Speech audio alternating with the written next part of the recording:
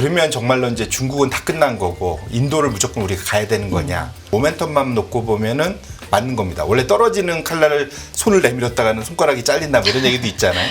그만큼 지금 사실 중국의 상황은 그런 상황이고요.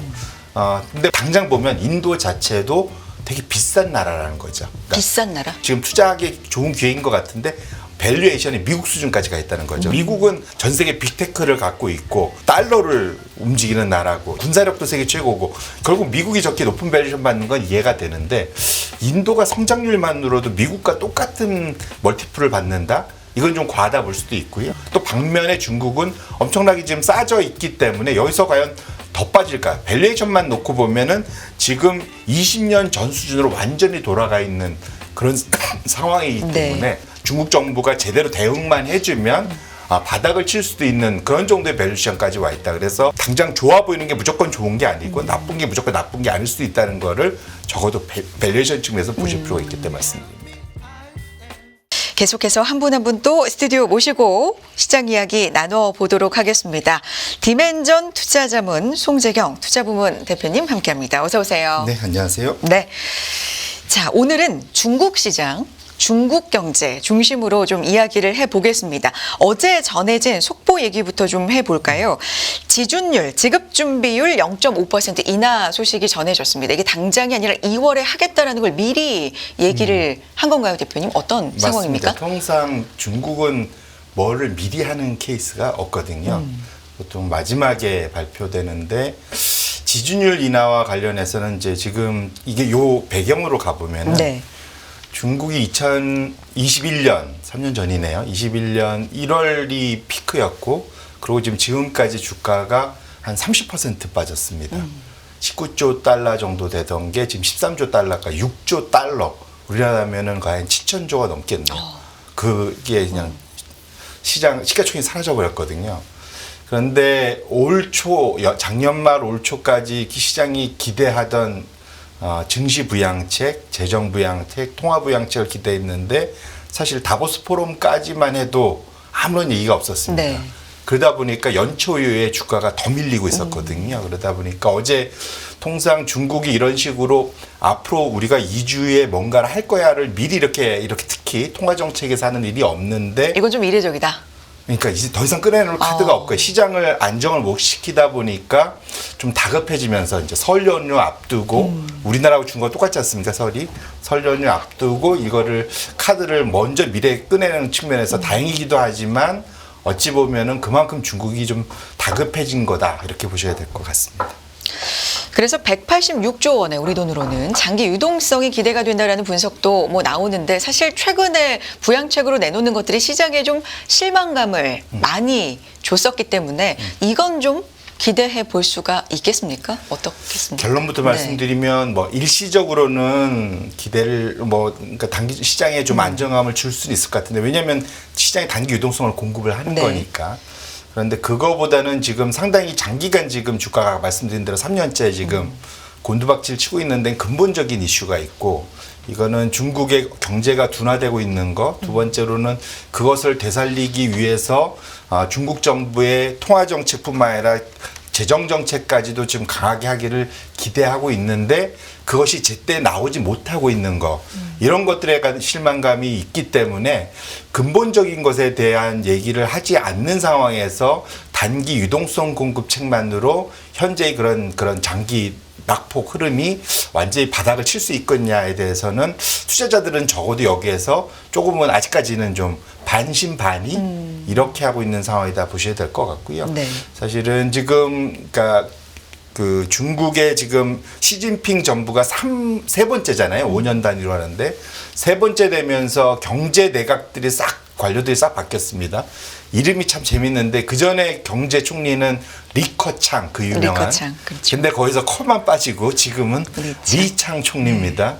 근데 이분이 제가 보기엔 아직은 그러니까 마켓 프렌들리하지는 않으신 것 같아요. 그래서 시장이 원하는 소리를 좀 해줘야 되는데 적어도 지금은 좀 시장과 동떨어진 얘기를 지속적으로 해왔다는 점에서 이러한 단기 유동성 공급이 시장을 완전히 되돌릴 수 있을 것이냐에 대해서는 전반적으로는 아직은 반신반의하고 있다 이렇게 보셔야 될 것 같습니다. 오늘 중국 얘기를 좀 하게 되는 이유에 대해서 최근에 우리 상황을 좀 살펴보자면 미국 같은 경우는 뭐 S&P, 나스닥 중심으로 해서 최고치다. 뭐 이런 소식들 굉장히 많이 제가 또 아침마다 전해드리고 있고요. 뭐 일본 잘 가고 있다. 계속 전해드리고 있고요. 우리는 이런 얘기를 굉장히 좀 많이 하거든요. 그럼 원인이 뭘까 살펴보면 여러 가지가 있겠지만 그럼 중국을 우리는 따라가나? 이런 분석도 좀 많이 나오거든요. 그래서 오늘 그 얘기를 좀 중심으로 해봤으면 좋겠습니다. G2가 더 이상 아니다라는 얘기까지도 있습니다. 좀 하나하나 좀 중국에 대해서 풀어봐 주실까요, 대표님? 그러니까 G2는 맞는데, 네.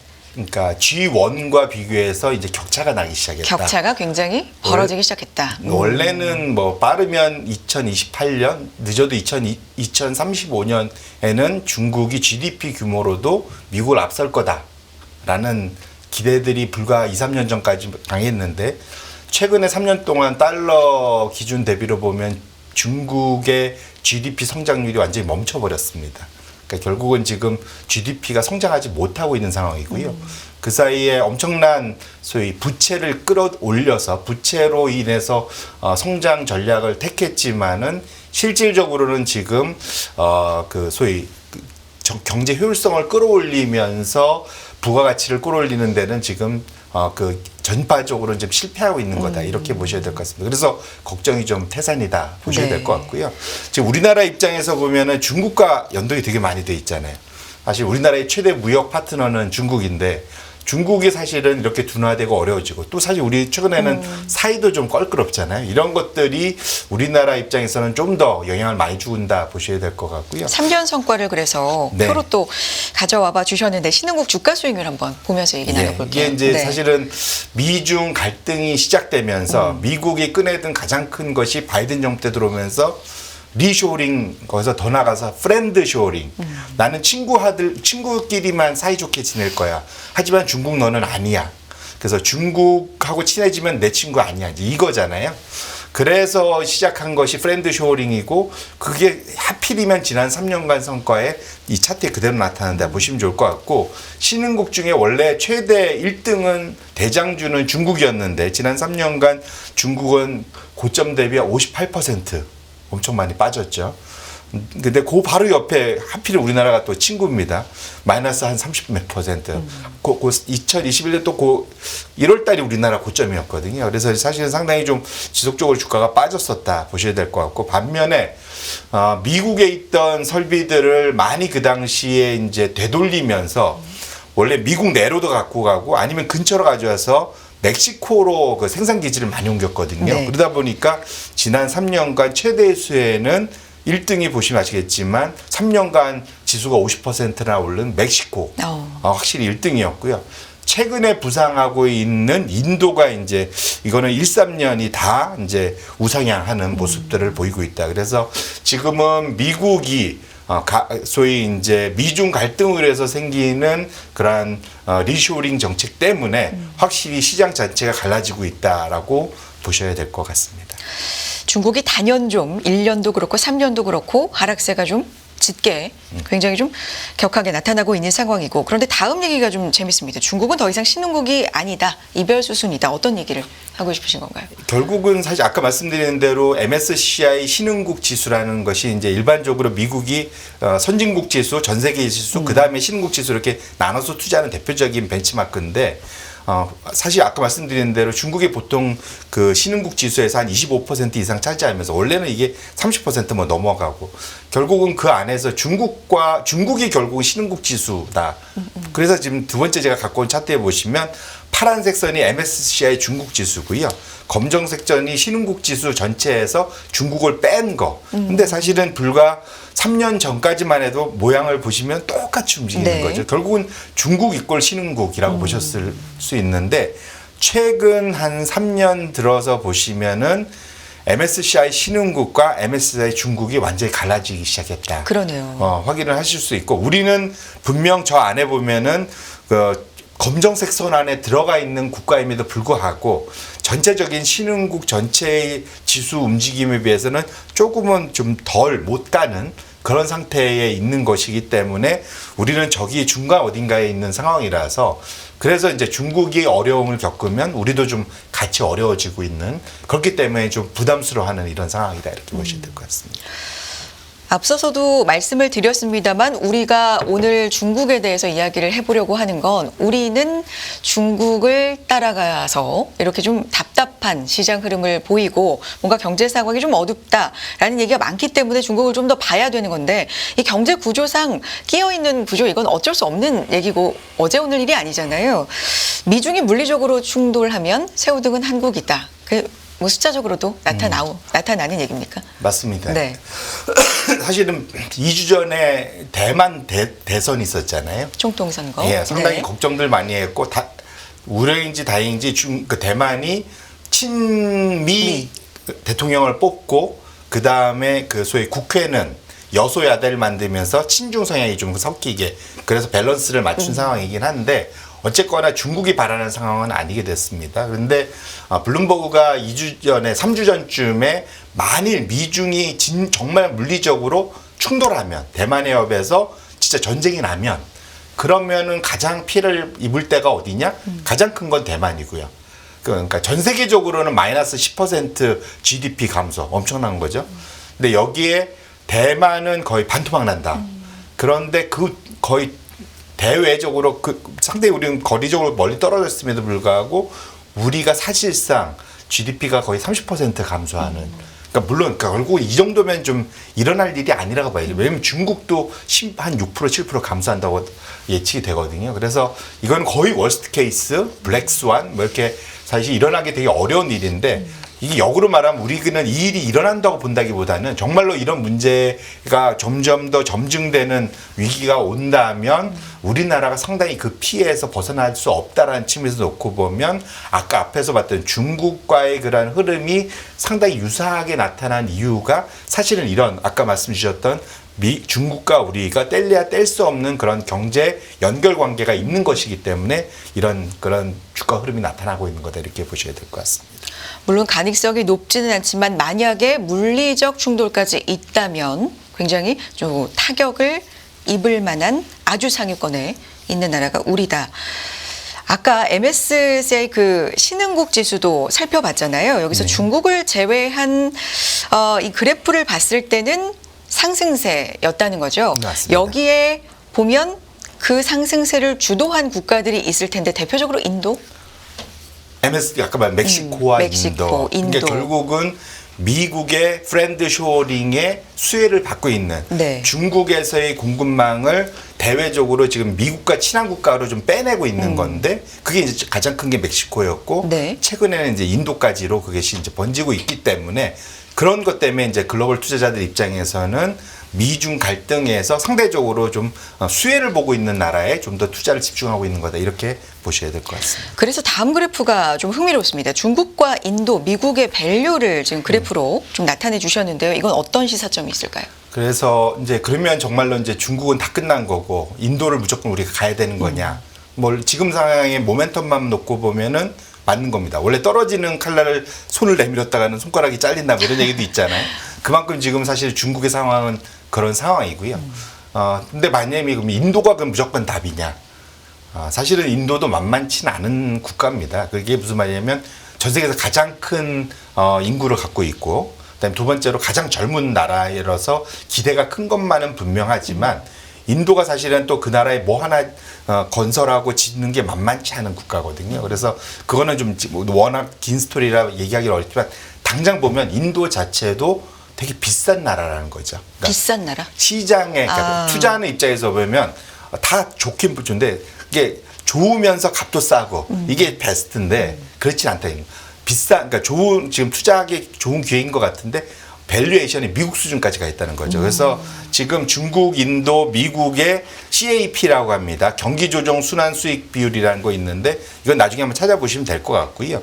결국 이걸 가지고 봤을 때 짙은 검정선이 지금 인도고 그 회색선이 미국인데 보시면 거의 30배 가까운 수준에서 지금 거의 다 붙어 있는 걸 확인하실 수 있어요. 미국은 아까 앞에서 했지만 전 세계 빅테크를 갖고 있고 달러를 움직이는 나라고 여러 이제 군사력도 세계 최고고 결국 미국이 저렇게 높은 밸류에이션 받는 건 이해가 되는데 인도가 성장률만으로도 미국과 똑같은 멀티플을 받는다? 이건 좀 과하다 볼 수도 있고요.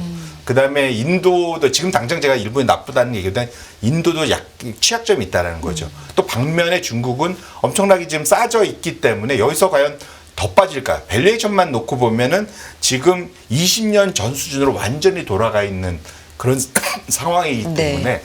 중국이 여기서 사실은 중국 정부가 제대로 대응만 해주면 바닥을 칠 수도 있는 그런 정도의 밸류에이션까지 와 있다. 그래서 마찬가지로 드리고 싶은 말씀은 당장 좋아 보이는 게 무조건 좋은 게 아니고 나쁜 게 무조건 나쁜 게 아닐 수도 있다는 거를 적어도 밸류에이션 측면에서 보실 필요가 있기 때문에 말씀드립니다.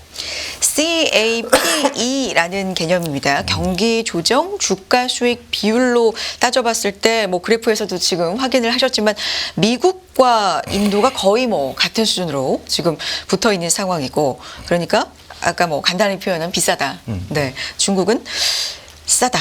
근데 그 매력 외에는 지금 없다는 게 사실 맞습니다. 문제 아니겠습니까? 맞습니다. 거기다가 단기적으로 우리나라는 지금 홍콩 H지수발 ELS 이슈가 지금 문제가 되고 있잖아요.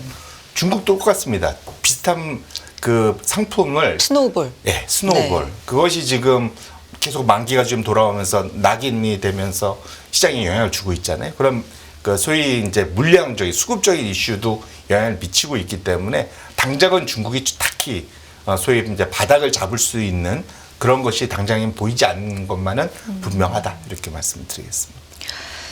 뭐 주가의 매력도를 볼 때 싸다는 게 분명히 뭐 매력은 될 수 있겠습니다만 그 외의 것들이 전부 다 또 우리말에는 네. 속담엔 싼 게 비슷하다는 말도 있지 그런 않습니까? 것도 있으니까 네네.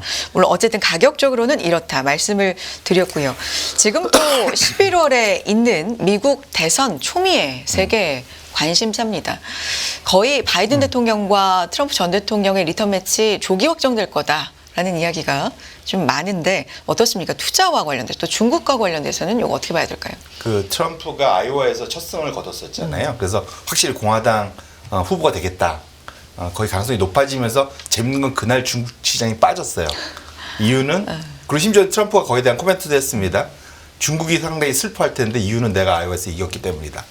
되게 웃긴 재밌는 얘기죠.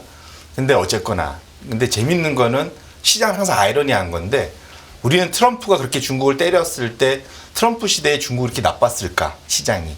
반면에 바이든은 상당히 거기에 비하면은 점잖은 스타일이다 이렇게 보는데 결국 시장에서 나타난 지수는 정반대로였다라는 것이 이 또 아이러니 차트인데 지금 보시면 트럼프 그 정부 시대하고 바이든 정부 시대 중국 지수랑 S&P 500 지수의 상대 성과를 그려놓은 건데 보시면 바이든 정부 때 거의 더 박살이 난 거 중국이 상대적으로 미국 대비 보실 수 있어요. 결국은 바이든이 점잖게 하는 것 같아 보이지만 사실은 중국에 좀 더 치명적인 그러한 그 대중국 그런 압박 정책을 펼쳤다 봐야 될 것 같고요. 트럼프 때는 말은 많았는데 오히려 꼭 그렇지만은 않았다라는 걸 확인하실 수 있어요. 그래서 트럼프가 설사 당선이 된다고 했을 때 과연 중국이 무조건 나빠질 거냐? 실제로 보면은 적어도 지난 4년, 이번 올해까지 연말까지 가면 이제 4년을 비교할 때는 그렇지 않은 결과가 정반대의 결과가 있었다는 것도 한번 보실 필요가 있겠다 이렇게 말씀드립니다. 네. 이거 뭐 정책뿐만이 아니라 그 시대적인 경제 배경이라든지 뭐 이런 것도 물론 있을 수 있겠지만 트럼프 정부와 바이든 정부 때 중국 주식 상대 성과를 비교해 보면 우리가 생각하는 것과는 좀 다른 성과로 또 보여지기도 한다라는 의미의 그래프로는 볼 좀 의미가 있을 것 같고요. 그래서 적합 매수 기회라는 게 시장에서는 뭐 아주 일반적인 법칙 아니겠습니까? 네. 그 매력은 어느 정도나 지금 유효할까요? 이게 이제 중국 일종의 약간 법칙 같은 거라 볼 수 있는데 7번 장표를 먼저 보여주시면 중국 주가 불페이 마법 수치라고 제가 얘기했는데 소위 이제 5.5%에 도달했다. 이걸 좀 머릿속에 기억하시고요. 그 다음에 6번 차트로 다시 넘어와 보시면 이게 뭐냐면 중국 이익수익이라는 것이 PER인 게 현재 주가를 예상되는 이익으로 나눈 거잖아요. PER. 근데 이걸 역수로 치면은 마치 우리가 이자율 하듯이 우리가 원금을 넣고 매달 그러니까 1년 후에 이제 이자를 받으면 이자율이 나오지 않습니까? 그 PER의 역수가 일종의 주가의 이자율 같은 거다. 이렇게 보시면 좋을 것 같은데 이제 이걸 이익 수익률이라 합니다. 여기서 중국의 10년물 국채를 뺀 그런 것을 보통 이게 이제 채권이 싸냐 주식이 싸냐 이제 이걸 비교할 때 예상되는 채권의 금리가 일종의 채권의 예상되는 수익이잖아요. 그러면은 PER 역수가 주식에 예상되는 수익이다 이렇게 보시면 두 개를 뺐을 때 올라간다는 얘기는 그러니까 주식에 예상되는 수익률이 더 그러니까 매력적이라는 거죠. 이거 이해되셨을 거고 과거에 거의 5.5% 수준까지 올라갔을 때 보시면은 상당히 공격적으로 밑으로 내려오는 거 결국은 주가가 올라가고 금리가 떨어지거나 이런 식으로 이제 반대로 나타나는 거다. 결국은 지금 상황 정도까지 가면은 과거에 항상 되돌림, 결국 주가가 반등하는 일이 있었다라는 거를 좀 확인하실 필요가 있고요. 보통 그랬을 때 이제까지 한 5번 정도의 기회가 있었을 때 2012년 그 피그스 유럽 위기를 제외하고 나면 통상 이 이후에 한 1년 정도 지나면 평균적으로 한 60% 많으면 한 거의 100% 이상의 성과를 보냈었다라는 거죠. 결국은 그래서 제가 드리고 싶은 말씀은 밸류에이션 정말 싸다. 이것이 이제 모멘텀 싸기 때문에 무조건 사야 된다는 게 아니라 이때 중국의 정책이 제대로 나온다면 지금 시장이 기대하는 거는 재정 정책이거든요. 그리고 정말로 시장이 원하는 그런 프렌드한 증시 정책 그런 것들이 나온다면 확실히 중국이 확실히 강하게 반등을 할 수 있는 아주 싼 수준까지는 내려와 있는 거다 이렇게 보셔야 될 것 같습니다. 지금 싸다라는 측면에서는 어떻게 봐야 되는지라고 분석을 해주셨고요. 그런데 중국의 근본적인 문제로 이제 지적이 되는 부분들이 많지 않습니까? 뭐 부동산이라든지 정치적인 이야기, 출생률 하락, 뭐 디플레이션 여러 가지가 있기 때문에 관련돼서 살펴본다면 좀 회의적인 시각도 있는데 싸다라는 측면에서는 또 어떻게 봐야 되는지 알 수 있는 시간이었네요. 마무리 좀 해주실까요? 네. 대표님? 결론적으로 말씀 주신 대로 그런 문제점들은 되게 많은데 네. 이것이 안 알려졌던 건 아니거든요. 갑작스럽게 나타난 건 없습니다. 그리고 중국의 최대 그나마 장점은 소위 외화 부채가 그렇게 많지 않다는 거 전체에서. 결국 내부에서 중국 정부가 마음만 먹으면 해결할 수 있다라는 거죠. 다만 이것이 상당히 거칠고 좀 잘못된 방향으로 가고 있다는 게 문제라는 거고요. 결국은 이것이 시장이 결국 압박을 주는 거거든요. 주가를 떨어뜨리면서. 거기에 반응만 제대로 해준다면 충분히 그거는 아까 말씀하신 걱정들은 워낙 오래된 걱정이기 때문에 어느 정도는 이것이 정상화될 수 있는 빌미는 충분히 가질 수 있다. 이렇게 말씀을 드리겠습니다. 알겠습니다. 여기까지 오늘 함께하겠습니다. 디멘전 투자자문 송재경 투자부문 대표와 함께했습니다. 고맙습니다. 네, 고맙습니다.